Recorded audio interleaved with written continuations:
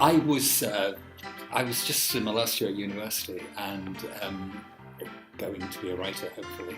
And I was fascinated by the silent movies, always have been, by this new art form that suddenly came into the world. You know, there hadn't been a new art form really since the Renaissance, since perspective and things like that.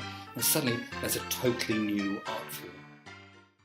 Working with David was amazing because we were really two different generations. He was old enough to be my grandfather and had this wealth of experience behind him.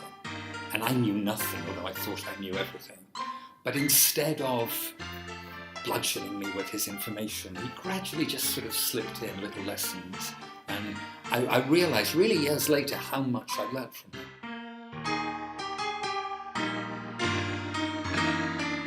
It's a very exciting project that I can't wait to get my teeth into.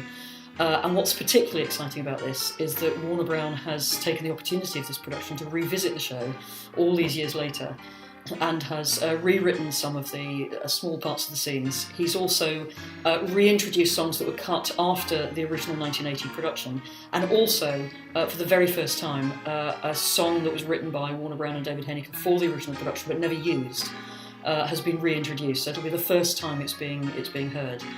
So overall, I think it's an extremely exciting project that deserves to be seen by the world at large.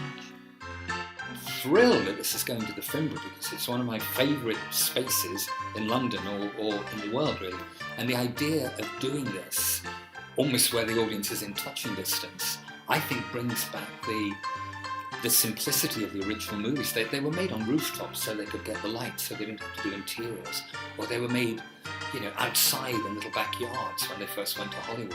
And I think the intimacy of a space like the Finborough can really capture that, and can capture that up-close thing, but before Hollywood got glossy and all that kind of thing. We need to raise some money towards this production. We have a budget in place, but we want to make this the very highest standard that we possibly can to do justice to the amazing show that is the Biograph Girl. And we also want to be able to pay people, which seems only right and natural, to be able to pay the creatives who are putting so much of their creative talents into this and make this an extraordinary production that it can be.